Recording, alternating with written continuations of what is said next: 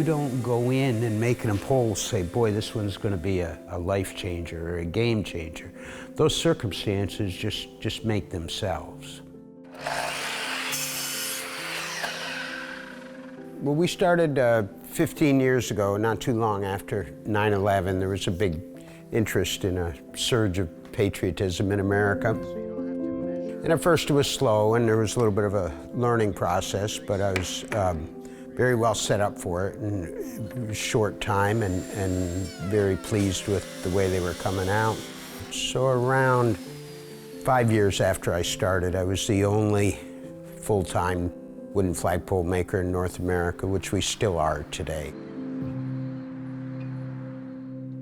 Our clients are the whole cross-section of America. We have 346 or 7 poles. We'll hit 350 next month over a period of 15 years in 38 states and 4 countries. 90% of our poles are northern red oak, which grows here in the Adirondacks and is unique to the Northeast. So that was important to me. It's quarter sawn. It's very special wood that the grain runs straight down the length of the pole rather than what we call flat sawn wood like you might see in furniture. And this is important for cosmetic reasons, and it also helps keep the poles much straighter.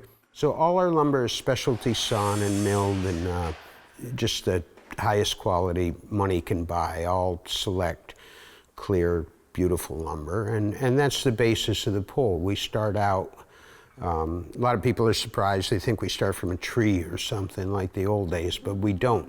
A finished pole has some evidence of how it was constructed, but some of it you have to look real close.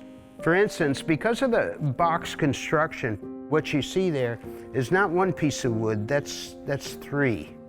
And the seams are absolutely invisible. There are 4 seams running the entire length of this pole, and they're all pressed together under high-pressure clamps and epoxied and bond for 24 hours until it's all one piece. The secret to the length, we work with 14 and 16-foot material, is the finger joints. Now here we have this top surface is meeting a different board, and they're difficult to see when they're made, but by the time they're stained and varnished, you know, they blend right into the pole. We try to do one Wounded Warrior pole for a local veteran, one of our wooden poles. So we try to make one flagpole for a local veteran every year and donate that. Initially, those were going all over the country, and then I decided we got enough great vets right here in the North Country. So we started a few years ago doing those for local veterans. My dad was a World War II veteran, landed in Normandy on D-Day, and I was extremely proud of him my entire life. I served during wartime, during the Vietnam War. You know, I did my part.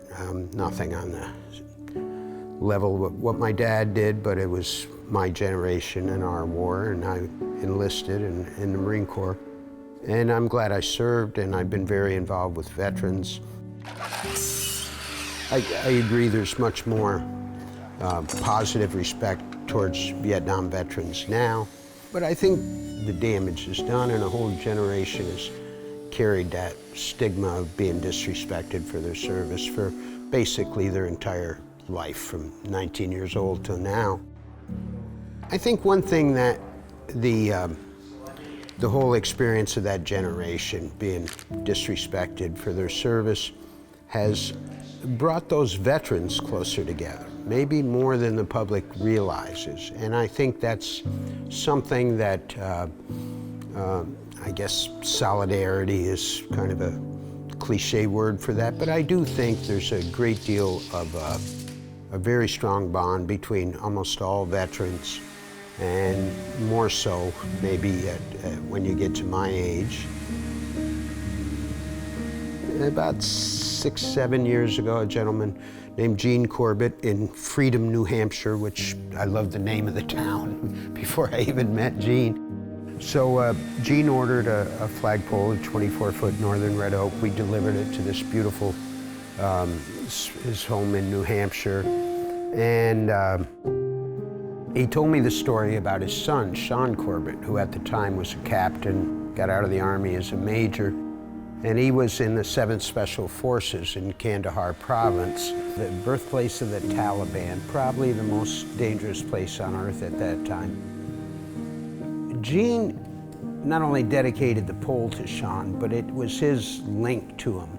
And he told me years later, with tears streaming down his eyes, he said every morning Sean was in harm's way for that entire 2.5 years, 5 tours.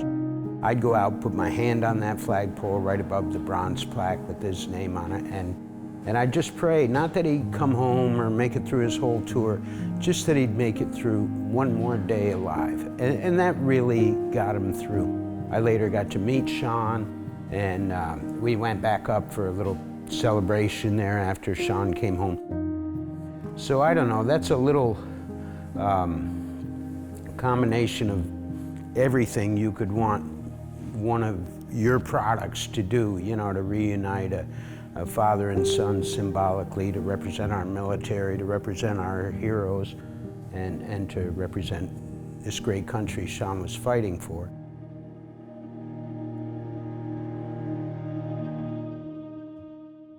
Veterans Coming Home is made possible with support from Casella Resource Solutions and the Cloud Splitter Foundation.